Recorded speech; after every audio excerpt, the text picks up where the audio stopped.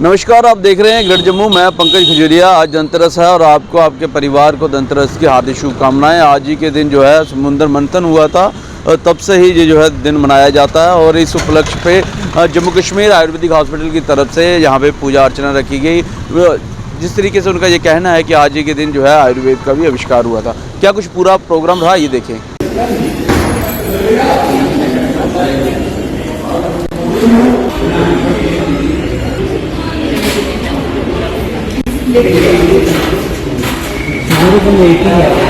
आज आयुर्वेद के प्रवर्तक भगवान श्री धन्वंतरी का अवतरण दिवस यहाँ मनाया गया है और आज ही के दिन गवर्नमेंट ऑफ इंडिया की तरफ से एक नई शुरुआत की गई है।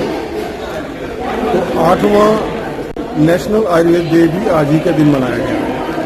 तो आज के इस कार्यक्रम में हमारे डिपार्टमेंट के जो in service doctors, paramedical staff और रिटायर्ड जो डॉक्टर्स हैं उन सब ने यहाँ शामिल होकर यहाँ पर यज्ञ, हवन और पूजा में जो है उन्होंने अपना योगदान दिया है और उसमें शामिल हुए हैं।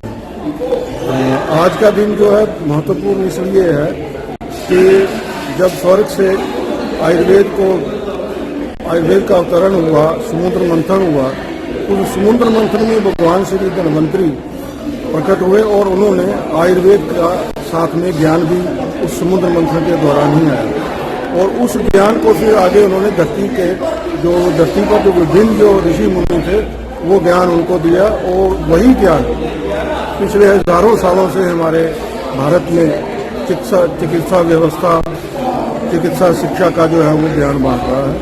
और ये मानने वाला बात है कि पूरी दुनिया में आयुर्वेद जो है प्राचीनतम चिकित्सा पद्धति है। और आपको ये जानकर हैरानी होगी कि ये चिकित्सा पद्धति जो है अष्टांग चिकित्सा के नाम से जानी जाती है। जो आज की जो मॉडर्न चिकित्सा पद्धति है इसको फॉलो करते हुए वो भी उसी तरीके से चल रही है। और दुख की बात ये होती है कि आयुर्वेद को जितना बजट देना चाहिए केंद्र सरकार द्वारा और राज्य सरकारों द्वारा वो नहीं दिया जा रहा है, जिसकी वजह से इसका उन्नति नहीं हो पा रही है। मैं इस मौके पर एक बात कहना चाहूँगा कि बदलते हुए युग में, बदलती हुई परिस्थितियों में आयुर्वेद का महत्व बहुत बढ़ गया है और इस महत्व को जानते हुए हमें जो पैरा मिलिट्री फोर्सेस और आर्मी, जो तीनों विंग हैं आर्मी के, उनमें आयुर्वेदिक चिकित्सकों की भर्ती करनी चाहिए ताकि उन लोगों को भी आयुर्वेद के चिकित्सा का लाभ मिल सके। धन्वंतरी जयंती के उपलक्ष्य में मैं अपने वैद्य समाज को और जो हमारे आने वाले जो वैद्य हैं जो अभी इस पद्धति में प्रैक्टिस कर रहे हैं, मैं उनको कल एक निवेदन करना चाहता हूँ, प्रार्थना करना चाहता हूँ कि अपने जो हमारा शास्त्रीय आयुर्वेद है उसको मत छोड़ें। ज़्यादातर इस वक्त मार्केट में हमारी जो दवाइयाँ हैं, शास्त्रोक्त मेडिसिन जो हैं वो मार्केट से वो गायब हो रही हैं क्योंकि उनकी डिमांड नहीं रही कि हम लोग उनको लिख नहीं रहे, हम ज़्यादा पेटेंट मेडिसिन पर आ रहे हैं। तो इससे हमारा शास्त्रोक्त जो औषधियाँ हैं वो मार्केट से लुप्त हो रही हैं। तो इसलिए मैं अपने समाज को, अपने वैद्यों को ये कहना चाहता हूँ कि अपनी शास्त्रोक्त मेडिसिन जो है उसी के आधार पर आप चिकित्सा करें, तो तभी हमारी चिकित्सा पद्धति जो है वो फल फूल सकती है और सफल हो सकती है। धन्यवाद। पूजा तो रखी है, पूजा तो जी एक साल की में एक बार हम करते ही है, ये रूटीन मैटर है जी। मैं आपका ध्यान एक बात की तरफ लाना चाहता हूँ ताकि आपके माध्यम से ये बात किसी स्तर तक पहुँच सके। मसला ये है कि मैं एक बात से बड़ा क्षुभित हूँ कि कुछ ऐसी मनस्थिति बनी हुई है जो जा ही नहीं रही हमारे लोगों की। वो ऐसा है कि लोगों का ये सोच है कि जो कुछ बाहर वालों का है वही उत्तम है, वही बड़ा है, वही सब कुछ है। हमारा जो है यहाँ का जो है वो जरूर घटिया होगा। कुछ सोच ही ऐसी है, यहाँ का है तो जरूर घटिया होगा, बाहर से है तो विदेश का है तो वो जरूर बढ़िया होगा। कुछ सोच ही ऐसी बनी हुई है। तो ये जो एलोपैथी सिस्टम है ट्रीटमेंट का, ये ठीक है, चल रहा है, हमें उससे कोई द्वेष नहीं है। लेकिन ये जो सिस्टम है, ये जो चिकित्सा पद्धति है आयुर्वेद की, ये हमारी अपनी पद्धति है। हम इससे काम लेते रहे हैं ये तो अभी थोड़ी कुछ सालों की बात है जो एलोपैथी डेवलप हुई है, और उसको डेवलप कर रही है पूरी दुनिया में है बहुत सारा, सभी आपस में मिलजुल कर ट्रीटमेंट कर रहे हैं, टेलीपैथी चल रही है, तो जर्नल निकल रहे हैं। लेकिन अब आयुर्वेद के बारे में तो आयुर्वेद वाले जो है हमारे देश के लोग हैं, उन्होंने ही सोचना चाहिए ना।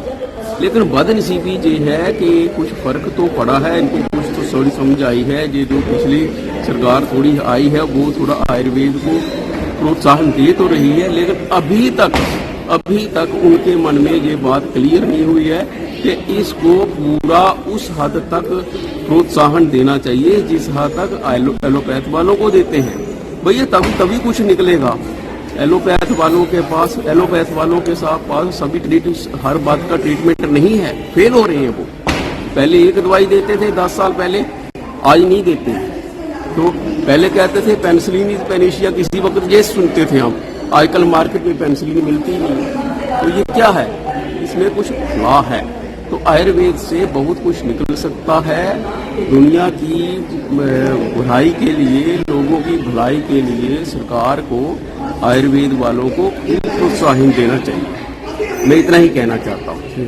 ये कार्यक्रम धनवंतरी जयंती के रूप जस मनाने ते ये महर्षि जो धनवंतरी उनका प्रादुर्भाव होया, समुद्र विच मंथन होया, उहदे विच उन्हें अमृत कलश लिए बाहर निकले। उन्हें आख्या कि मैं दुनिया की बीमारियां दूर करांगा, तो इस करी उन्हें इस दिन सेहत के देवता के रूप च पूजने। तो साढ़े जेडे पुराने लोग हैं वो तो वैसे धनवंतरी जी पूजते हैं, जिले अस हवन करने उसले धनवंतरी जी दियां हुतियां पाने। ये आयुर्वेदिक हॉस्पिटल है, साढ़े बेसिक गुरु धनवंतरी जी और महर्षि चरक हैं, इस करिए अज उनका दिन मनाने, हवन करने। उसके बाद थोड़ा प्रसाद वितरण करिए, बड़े लार्ज नंबर पर होंदा है, पर अज कोई बारिश का दिन सा तो जिन्ना करी सके उन्ना कीता असें, ते इस करी असें रूप च मनाने। इत्थे आयुर्वेदिक हॉस्पिटल है, इत्थे बड़े विंग हैं जिहदे च एक पंचकर्म भी हुंदा, जिहदे च मालिश वगैरह और हर तरह की बीमारियां बिना दवाई दे ठीक करने। काय चिकित्सा विभाग है जिहदे च अस मेडिसिन का ट्रीटमेंट करने, लोगों को मेडिसिन देने। फिर अस ऐसे फिस्टुले ठीक करने जिहड़े कि बिना ऑपरेशन दे गुद मार्ग विच जिहड़े ऑपरेशन होंदे ने, गुदा मार्ग विच जिहड़ा एक एब्सेस बनता, एक फोड़ा जैसा बनता जिहदा नामुराद बीमारी होंदी है, वो भी इत्थे बिना ऑपरेशन दे सफल का इलाज चलता है। औरतें दे भी इलाज होंदे, हर तरह के इलाज करे, बच्चे दे भी। बहरहाल अपनी वैल्यू राय जरूर कमेंट सेक्शन में रखिएगा, वीडियो को लाइक व शेयर करना भूलिएगा। देखते रहिए ग्रेट जम्मू, कैमरा के साथ मैं पंकज। जय हिंद।